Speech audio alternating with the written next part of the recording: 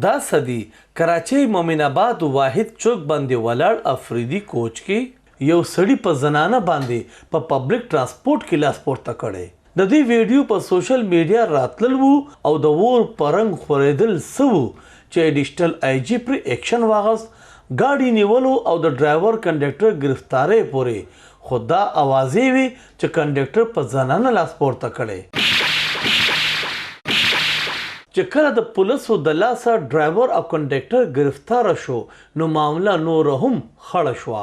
ځکه چې په زنانه لاس پورته کولو والا نه ډرایور وو او نه کنډکټر نو پولیس یو ځل بیا چمتو شول او هغه سړی یې گرفتار کړو کوم چې په ویډیو کې موجود وو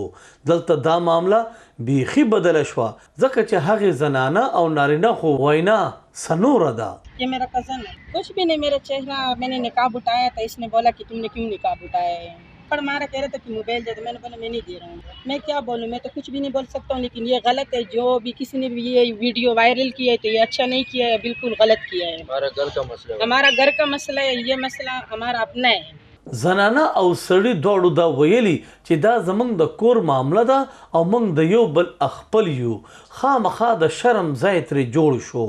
د حیرانۍ خبره دا چې هغوی دا مطالبه هم کړې چې ویډیو جوړولو والا د گرفتار شي پولیسو چې کله د تفتیش لړۍ نوره وغځوله نو چې د کم دکان مخ ته دا ویډیو جوړه شوې وه نو هغه دکاندار ویلي چې څوک ناشنا سړی و چې دا ویډیو یې جوړه کړې وه کتل بغواړي چې اوس دغه ویډیو والا سره به څه کیږي نعمت زاده